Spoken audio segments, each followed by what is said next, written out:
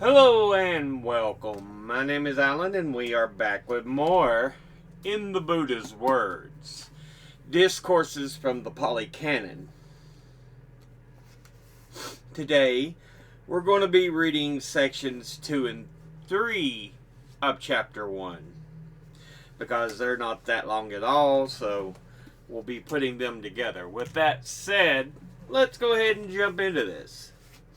Chapter 1, Section 2, Part 1. The tribulations of unreflective living. The dart of painful feeling. Monks, when the uninstructed worldling experiences a painful feeling, he sorrows, grieves, and laments. He weeps, beating his breast, and has become distraught. He feels two feelings, a bodily one and a mental one. Suppose they were to strike a man with a dart and then strike him immediately afterward with a second dart, so that the man would feel a feeling caused by two darts. So too, when the uninstructed worldling experiences a painful feeling, he feels two feelings, a bodily one and a mental one. While experiencing that same painful feeling, he harbors aversion toward it. When he harbors aversion toward painful feeling, the underlying tendency to aversion toward painful feeling lies behind this. While experiencing painful feeling, he seeks delight in sensual pleasure. For what reason? Because the uninstructed worldling does not know of any escape from painful feeling other than sensual pleasure. When he seeks delight in sensual pleasure, the underlying tendency to lust for pleasant feeling lies behind this. He does not understand as it really is the origin of the passing away,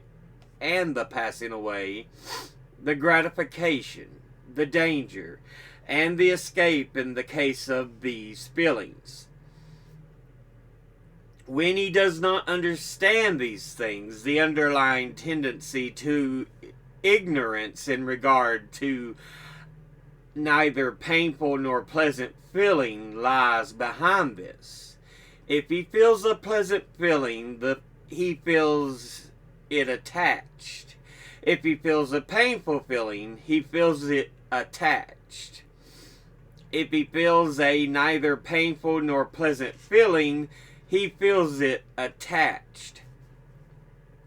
This, monks, is called an uninstructed worldling who is attached to birth, aging, and death, who is attached to sorrow, lamentation, pain, dejection, and despair, who is attached to suffering, I say. Monks, when the instructed noble disciple experiences a painful feeling, he does not sorrow, grieve, or lament. He does not weep, beating his breast and become distraught. He feels one feeling, a bodily one, not a mental one. Suppose they were to strike a man with a dart, but then would not strike him immediately afterward with a second dart, so that the man would feel a feeling caused by one dart only. So too, when the instructed noble disciple experiences a painful feeling, he feels one feeling, a bodily one, and not a mental one. While experiencing that same painful feeling, he harbors no aversion toward it. Since he harbors no aversion toward painful feeling, the underlying tendency to aversion toward painful feeling does not lie behind this.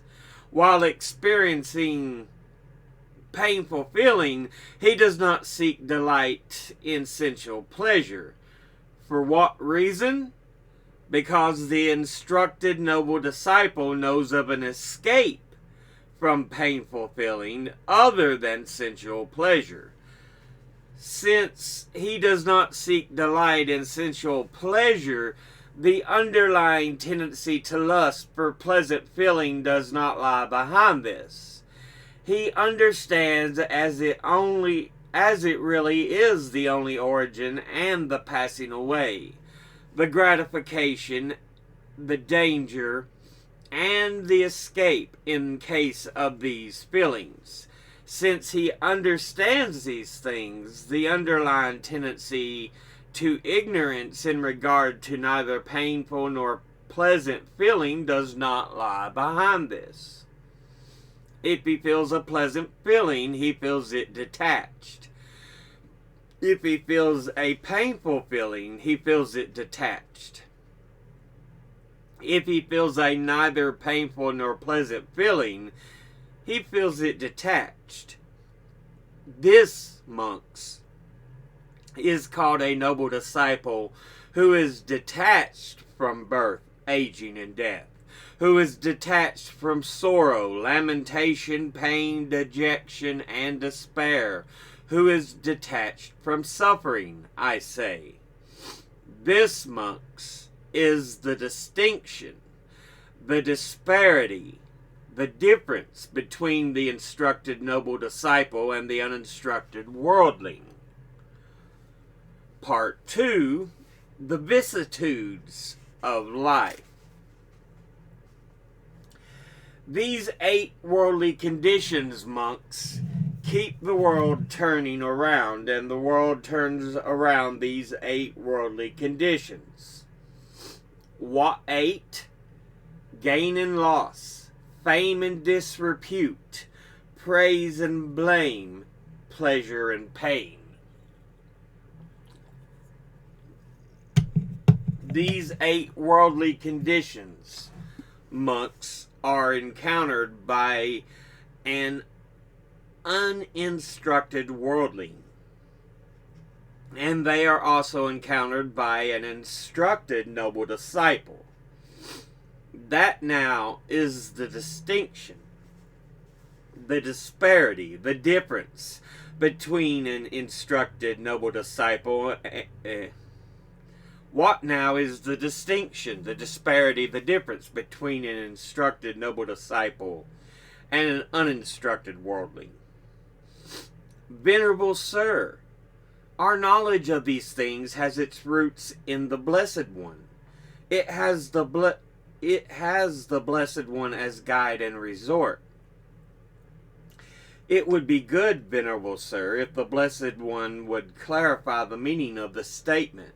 Having heard it from him, the monks will bear it in mind. Listen then, monks, and attend carefully. I shall speak.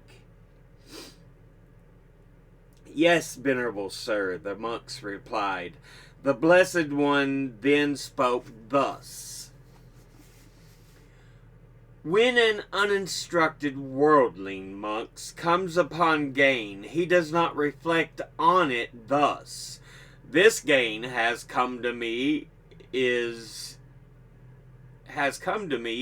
impermanent, bound up with suffering, subject to change. He does not know it as it really is. And when he comes upon loss, fame and disrepute, praise and blame, he does not reflect on them thus.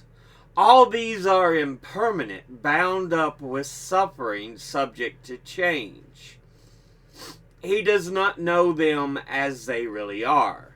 With such a person, gain and loss, fame and disrepute, praise and blame, pleasure and pain, keep his mind engrossed.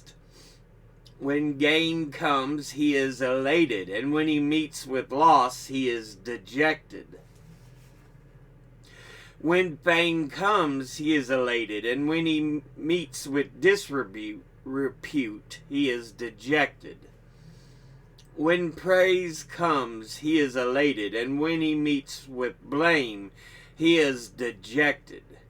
When he experiences pleasure, he is elated, and when he experiences pain, he is dejected.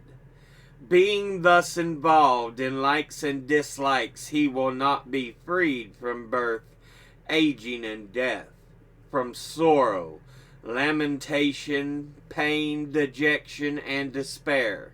He will not be freed from suffering, I say. But, monks, when an instructed noble disciple comes upon gain, he reflects on it thus: this gain has come to me, that has come to me is impermanent, bound up with suffering, subject to change. And so he will reflect when loss and so forth come upon him. He understands all these things as they really are, and they do not engross his mind.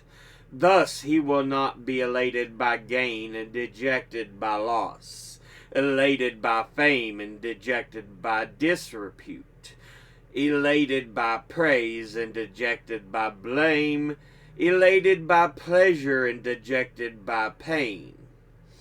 Having thus given up likes and dislikes, he will be freed from birth, aging, and death, from sorrow, lamentation, pain, dejection, and despair. He will be freed from suffering, I say.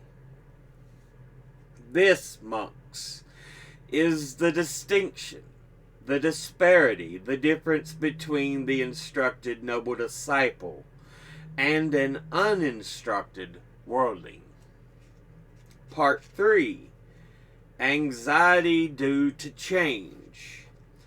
Monks, I will teach you agitation through clinging and non-agitation through non-clinging. Listen and attend carefully. I shall speak. Yes, venerable sir, the monks replied. The Blessed One said this. And how, monks, is there agitation through clinging? Here, monks, the uninstructed worldling, who is not a seer of the noble ones, and is unskilled and undisciplined in their Dhamma, who is not a seer of superior persons, and is unskilled and undisciplined in their Dhamma, regards form as self, or self as possessing form, or form as in self, or self as in form. That form of his changes and alters. With the change and alteration of form, his consciousness becomes preoccupied with the change of form. Agitation and a constellation of mental states born in preoccupation with the change of form remain obsessing his mind.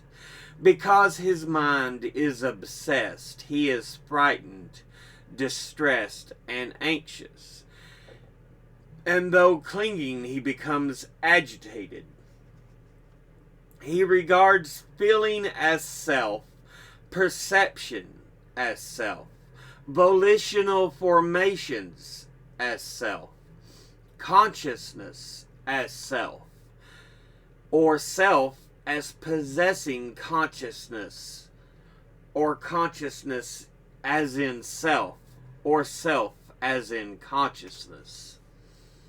That consciousness of his changes and alters.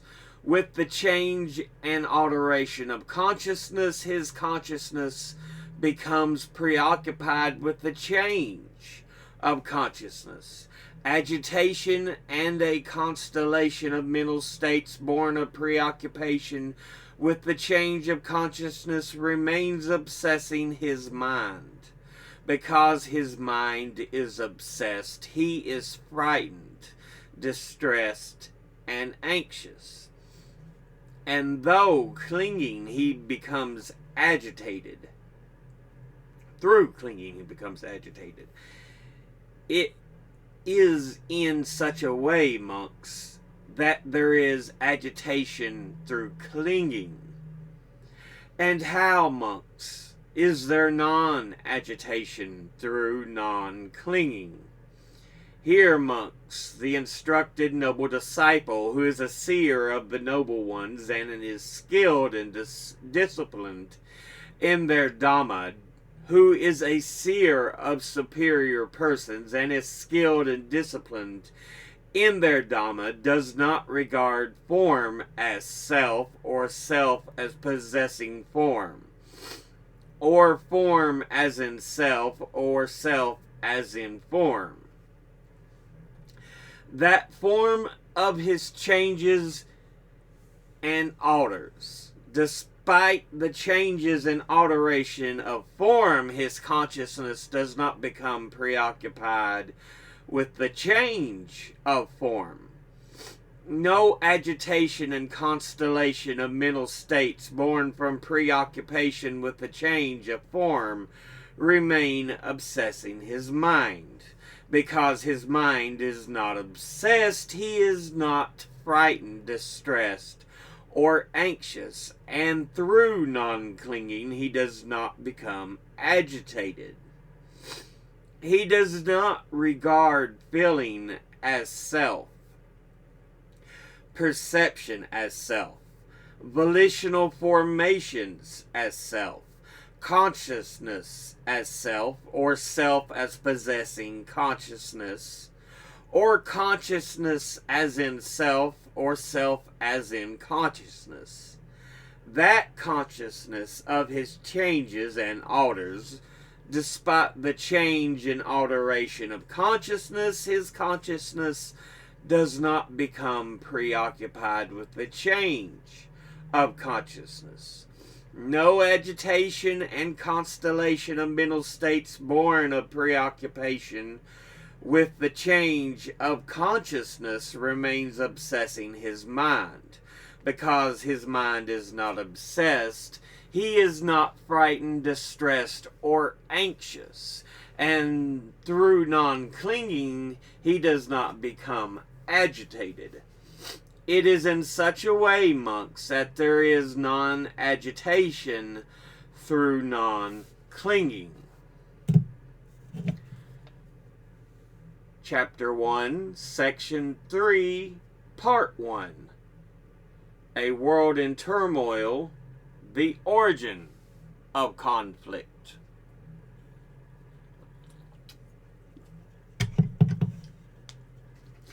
The Brahmin Aramadanda approached the Venerable Mahakakana, exchanged friendly greetings with him, and asked him, "Why is it, Master Kakana, that Khatiyas fight with Khatiyas, Brahmins with Brahmins, and householders with householders?" It is Brahmin because of an attachment to sensual pleasures, adherence to sensual pleasures, fixation on sensual pleasures, addiction to sensual pleasures, obsession with sensual pleasures, holding firmly to sensual pleasures, that Khatiyas fight with Khatiyas, Brahmins with Brahmins, and householders with householders. Why is it, Master Kakana, that ascetics fight with ascetics? It is Brahmin because of attachment to views, adherence to views, fixation on views, addiction to views, obsession with views, holding firmly to views, that ascetics fight with ascetics. Part 2. Why do beings live in hate? Saka, ruler of the Devas, asked the Blessed One, "Beings wish to live without hate, harming, hostility, or enmity. They wish to live in peace, yet they live in hate, harming one another, hostile, and as enemies. By what fetters are they bound, sir, that they live in such a way? The Blessed One said, Ruler of the Devas, it is the bonds of envy and niggardliness that bind beings, so that although they wish to live without hate, hostility, and enmity, and to live in peace, yet they live in hate, harming one another, hostile, and as enemies. This was the Blessed One's reply, and Sokka, delighted, exclaimed, So it is, Blessed One, so it is, Fortunate One. Through the Blessed One's answer, I have overcome my doubt and gotten rid of uncertainty. Then Sokka, having expressed his appreciation, asked another question. But, sir, what gives rise to envy and niggardliness? What is their origin? How are they born? How do they arise? When what is present do they arise? And when what is absent do they not arise? Envy and niggardliness, ruler of the Devas, arise from liking and disliking. This is their origin. This is how they are born. This is how they arise. When these are present, they arise. When these are absent, they do not arise. But, sir, what gives rise to liking and disliking? They arise, ruler of the Devas, from desire. And what gives rise to desire? It arises, ruler of the Devas, from thinking. When the mind thinks about something, desire arises. When the mind thinks of nothing, desire does not arise. But, sir, what gives rise to thinking? Thinking, ruler of the Devas, arises from elaborated perceptions and notions. Then elaborated perceptions and notions are present, thinking arises. When elaborated perceptions and notions are absent, thinking does not arise.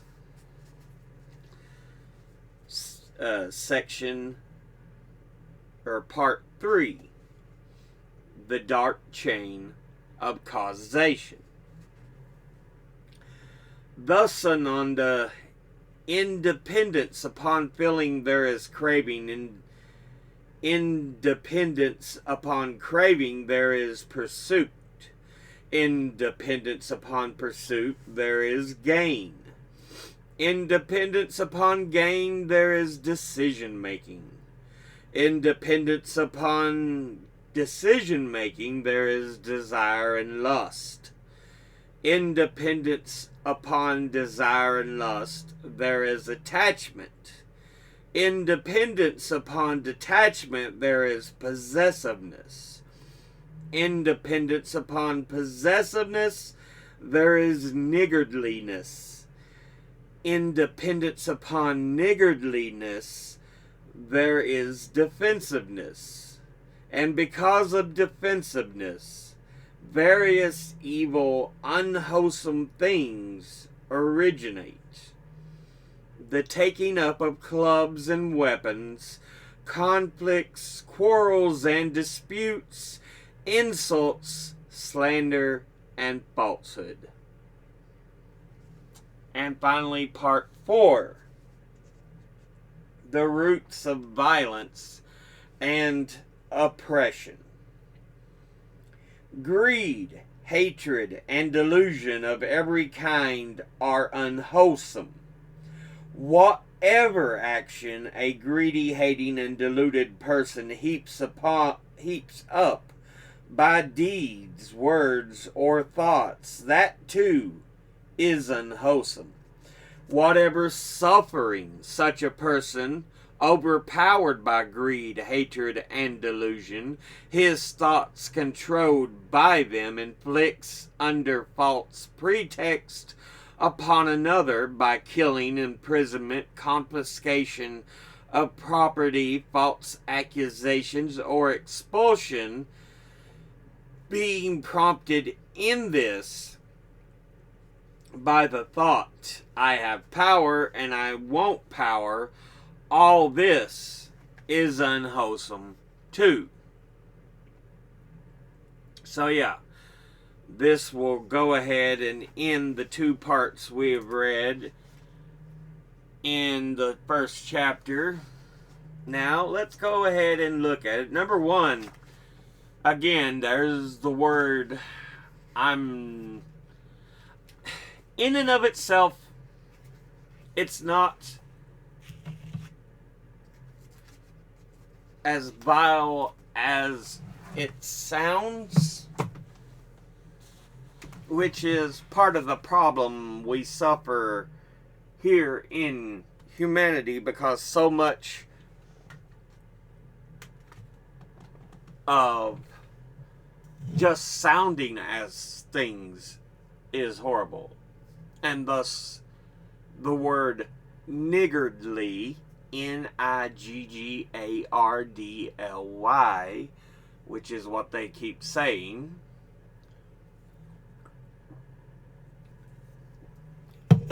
brings, unfortunately, to mind a vile word, which is meant to cause hurt.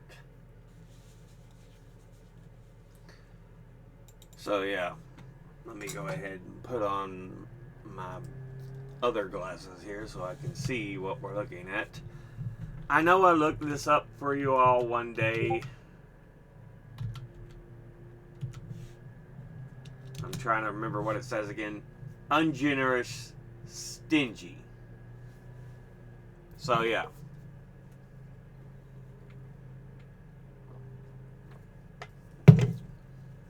So people who are greedy do not want to share.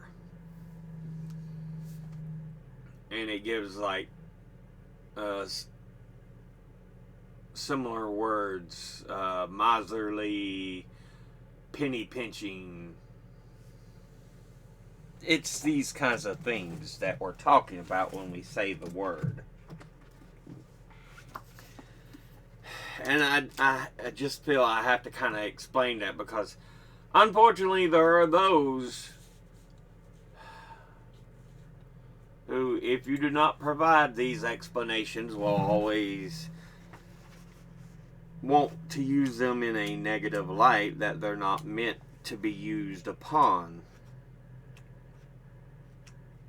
So, with this said, let's go back and look at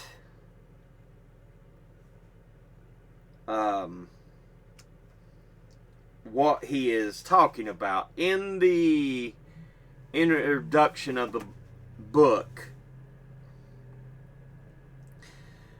we read text 1-1. It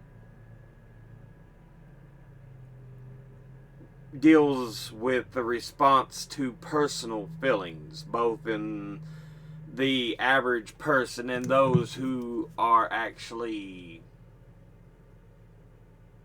knowing in the ways of Buddhism.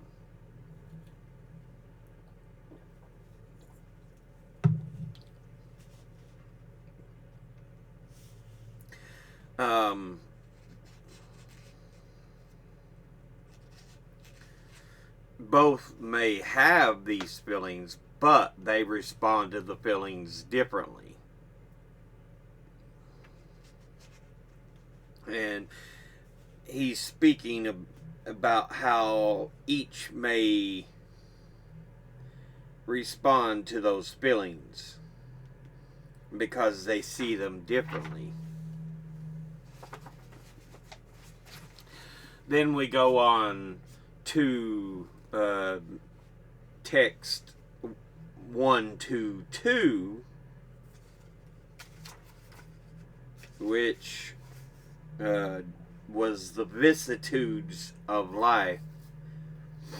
And it says it was meant to show how the regular person and that the one disciplined in the ways of the Buddha are different in their responses to these types of changes.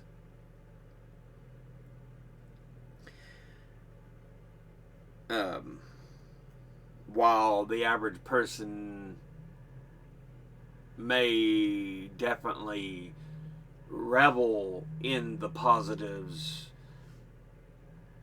or suffer with the negatives, the disciple is, on the other hand, is like, look, I need to understand these things.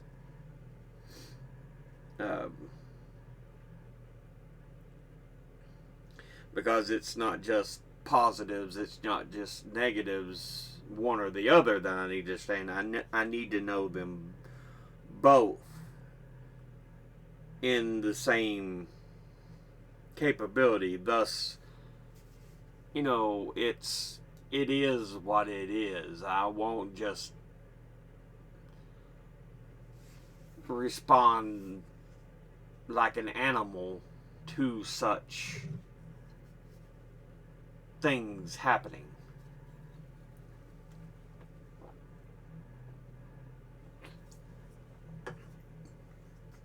And then we have text 123, which is supposed to be anxiety due to change, which I think was the longest part of the two sections. And it's supposed to be dealing with how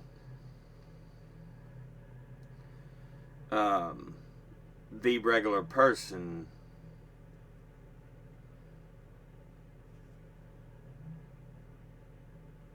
still struggles dealing with the world. It's almost an instinctual act instead of an understanding act of things that go on.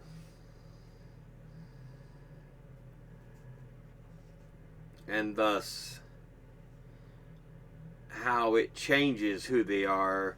And with someone who's disciplined and understanding these things, it does not drive them to be more primal in their actions, because they understand, they know.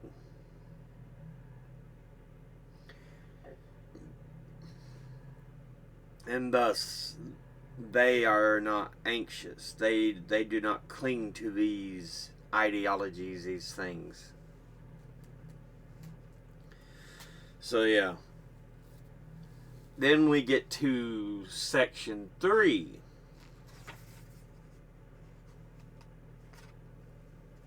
The first part of which is the origins of conflict. Section 3 itself is a world in turmoil. So, yeah.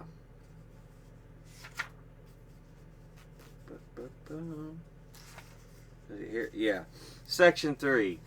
The first part explains conflicts between any person as arising from attachment to sensual pleasures, or conflicts between ascetics as arising from attachment to views. Now remember, sensual pleasures, we're not necessarily talking sexual. It can involve sexual, but sensual is the flavor of food, the smell, you just, every part of you is in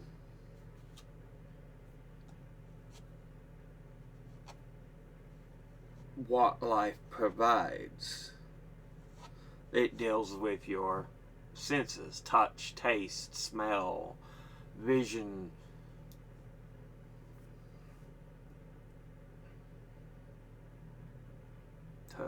Touch, taste, smell, vision, hearing. I was like, I know there's 5 of the basic senses, but I cannot remember.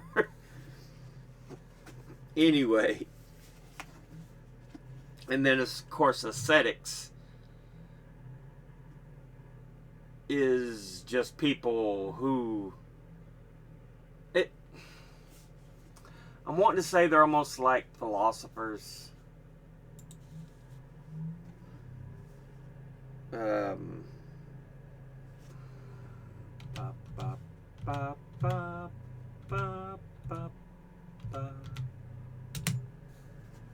A person who practices self-discipline and abstention.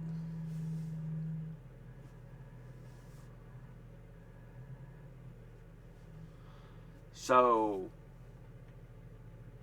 I guess in this point, in this, it's like, what view on how to abstain from certain things they believe.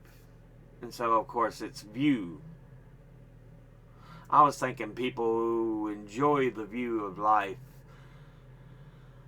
but I think I'm thinking aesthetic instead of ascetic. I was crossing them up, but yeah. Text 132, which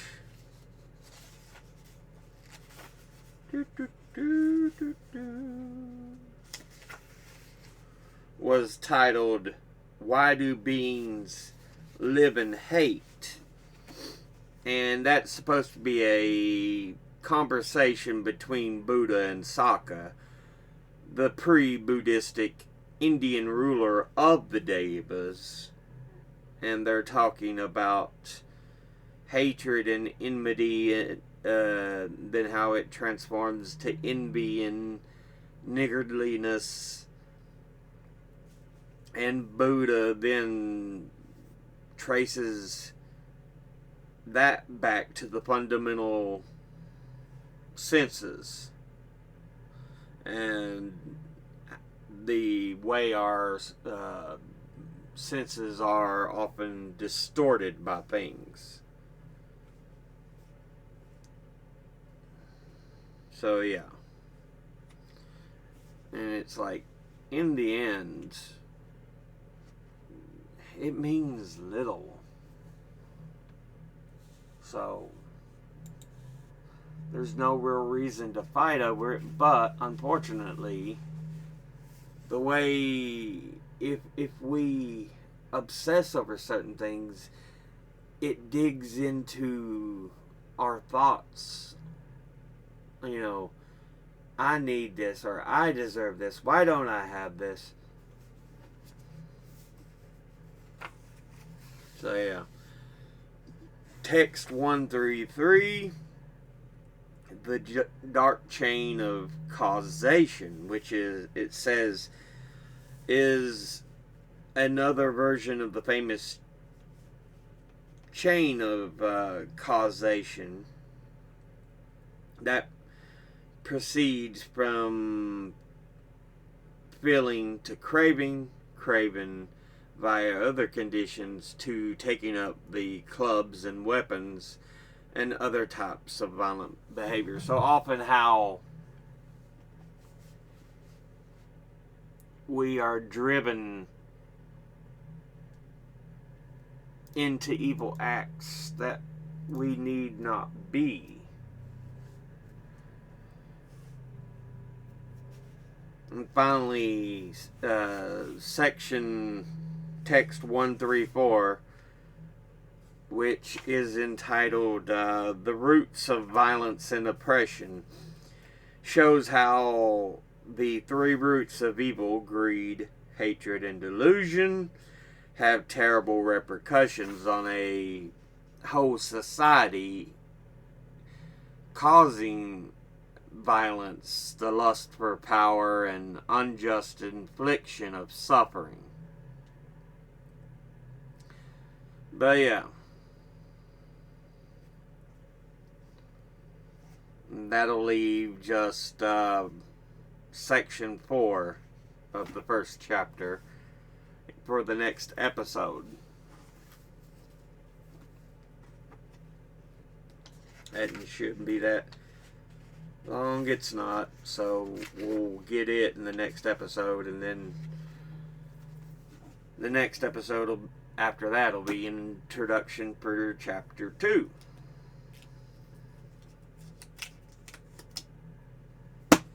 But yeah, in the Buddha's words,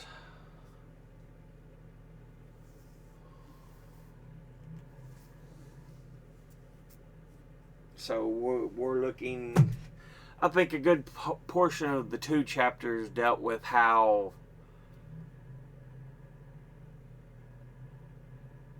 instinctual and actual thought on things can change how you react.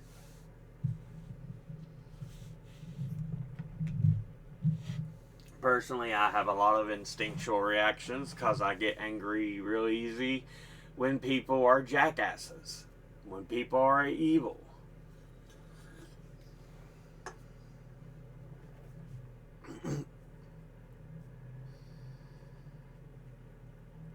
So yeah.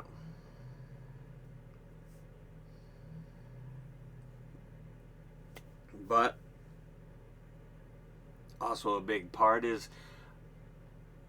I enjoy thinking about some things, getting into, delving into some things. So for me, it's a little bit of both.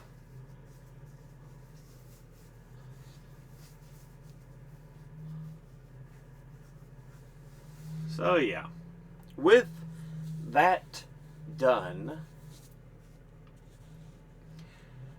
we'll go ahead and end the episode here. As always, educate thyself. Think, read, study, learn. Someone tells you something you have trouble believing, ask them to cite their sources. I'll go ahead and put links to ascetics and niggardly, since I did look them up. So thank you all for watching. I'll see you all in the next one. Until then, later.